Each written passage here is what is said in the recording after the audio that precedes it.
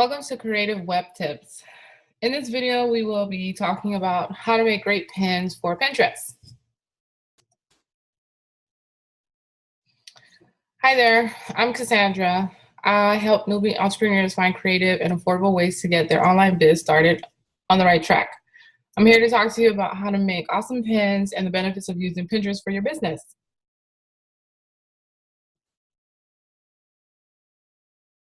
Why Pinterest?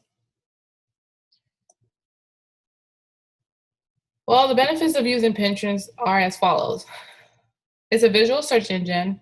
Your content remains evergreen. It helps with getting more visitors to your site. It introduces and promotes your business to new and current customers, helps with business growth, and of course, the best thing ever, it's free. Here are some Pinterest fun facts. The total number of monthly active Pinterest users are 175 million people, which is really good for you if you're especially a small business. The total number of Pinterest pins are 50 billion plus and counting.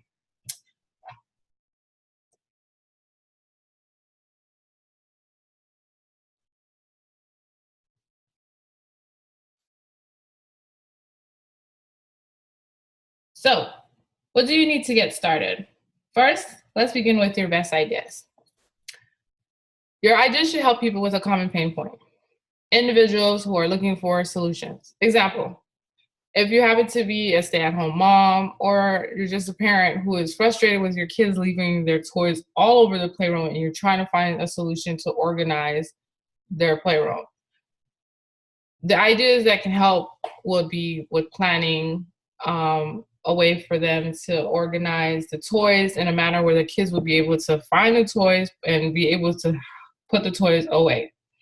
Then there's also the ideas that you can help with planning a significant milestone or occasion in the lives of your audience. For example, weddings. People are always preparing for weddings. You brides are always looking for inspiration for bridesmaid dresses, for cakes, for decor, even locations. And when you create pins, and if you provide that service, let's say you are a event planner or you're a photographer and you want to showcase your work of how you take images of weddings, this would be a perfect platform for you to use. Pins should represent your actionable, inspiring ideas. People come to Pinterest to find ideas from brands and businesses like you, and they want pins that help them to give something a try or to do something new.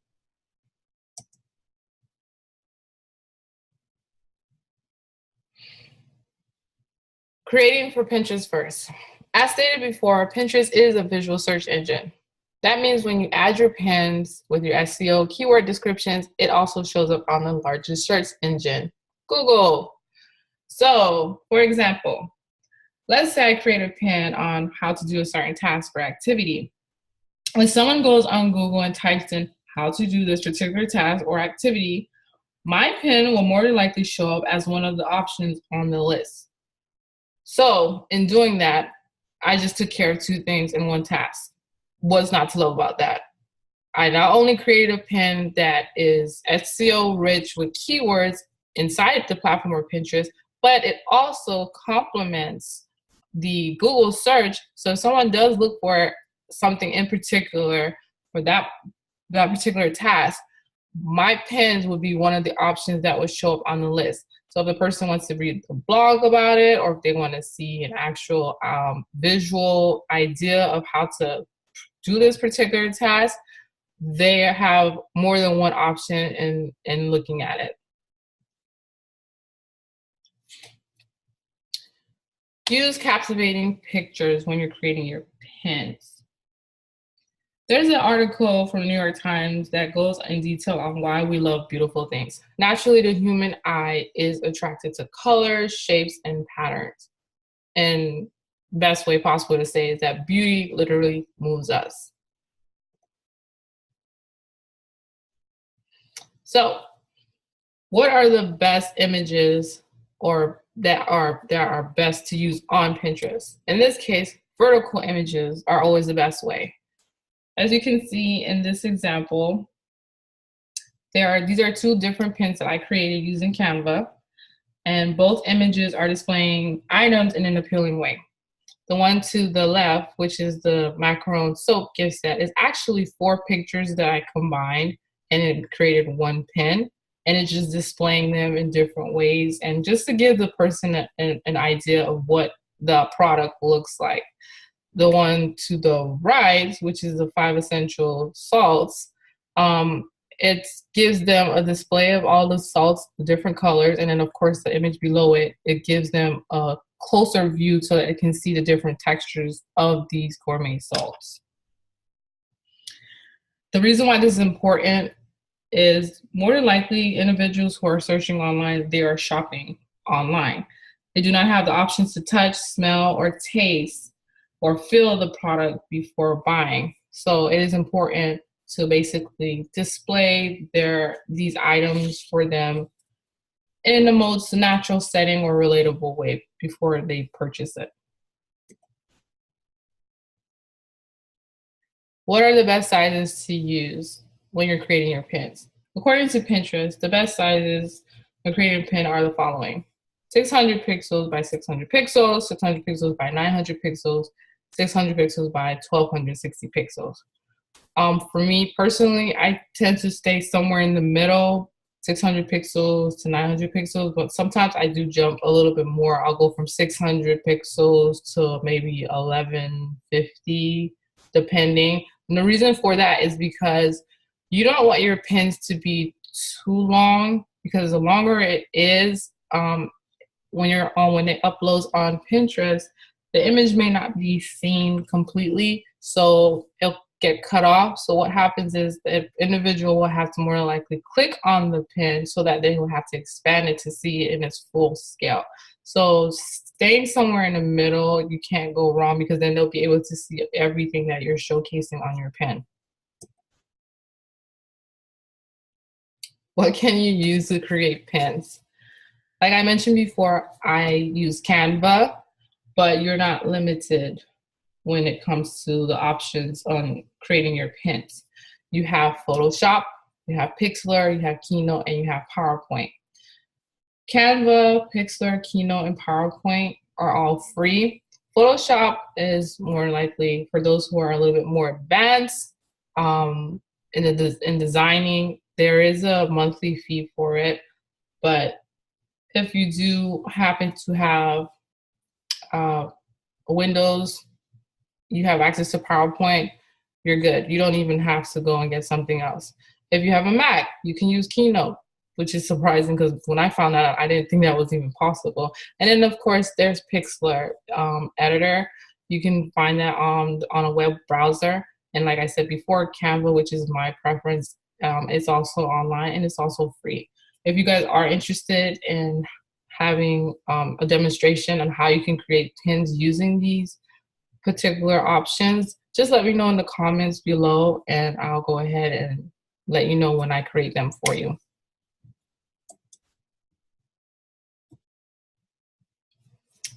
Another thing that's important when creating your pins is to say it with words.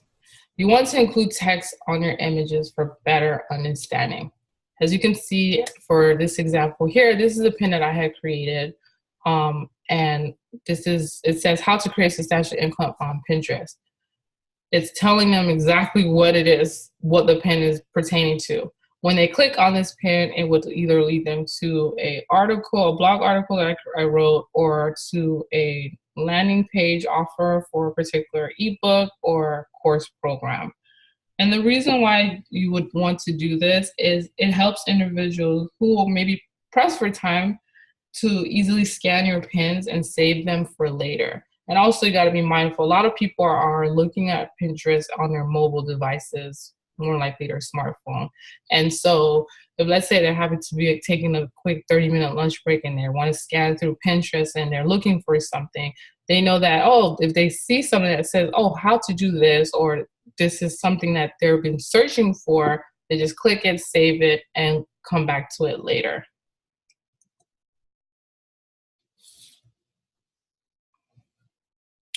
The next few slides that we will be talking about the importance of branding your pins, which are optional.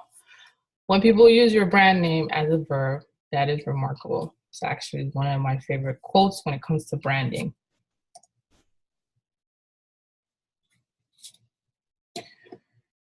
One of the requirements as well that you need when you're creating your pins is to display attractive branding. So in these examples, I found these two well-known brands that everyone knows.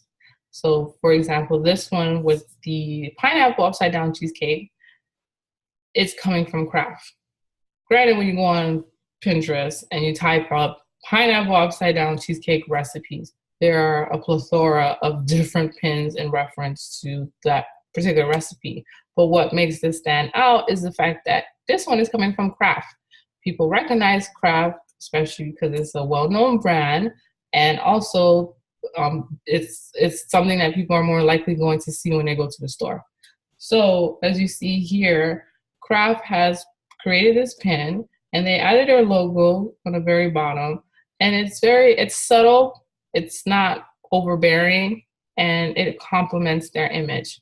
Then you have this next one here that I found, which was from Best Buy, and the image is a display of a laptop that appears to be either a college dorm room. And they also did the same thing. They put their statement on the top, and then they have their logo on the bottom. Very small, very subtle, but not overbearing, and it complements the image.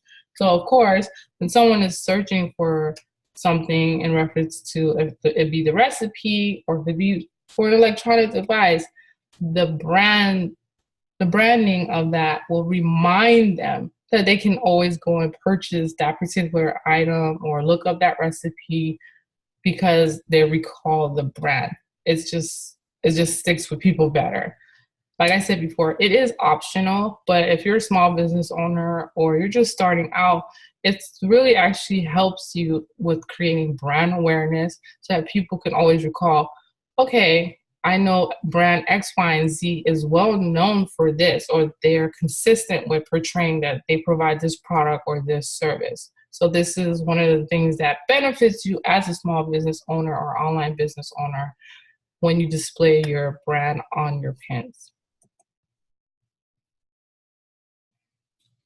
The next thing is it's all in the details.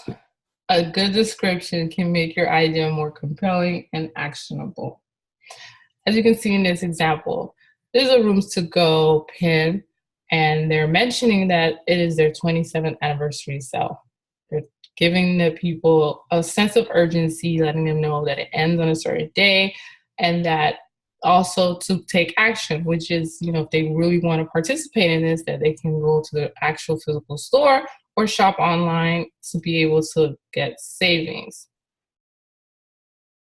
The end goal of doing this is to drive clicks, using the description text to hint that there's more to see on your website.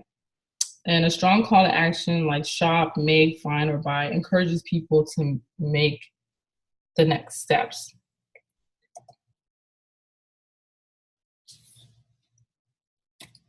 What is the most important takeaway that everyone has to remember, especially when you're thinking about how to make great pins or why you even create pins in the first place? It says your pins are made to show up in relevant searches. The whole point of creating your pins is the goal is to get eyes on your products, your services, your website, your offers. Pinterest is well known, it's well documented that they help create traffic for businesses. And the best part about it is it's not paid traffic, it's free traffic. Now they do have a promoted ads, which is of course a business service that you pay for. But when you're starting out and you're low on funds and you're just trying to get your name out there, you can't go wrong with Pinterest. 3 things you want to remember when you are creating your pins: image, title, descriptions. To ensure your pins show up in relevant searches, you always want to be mindful that you have a compelling and captivating image, as I stated before. A title. The title is the headline, or basically giving a brief description or a headline as to like what it's about. And then of course your description, which, you know, you add your keywords that you're trying to target. So let's recap. We discussed the benefits of using Pinterest. We mentioned Pinterest facts. Numbers don't lie. We explained the purpose of delivering your best ideas, how creating content for Pinterest helps your content being seen on other platforms. We discussed the various examples of how you can create your pins and also what your software you can use to create the pins. Well, I would like to thank you guys for taking the time to watch this presentation. If there are any questions or you would like me to create a video about a certain topic, you can leave a comment below, or you can shoot me an email at hello@cassandrapierre.com.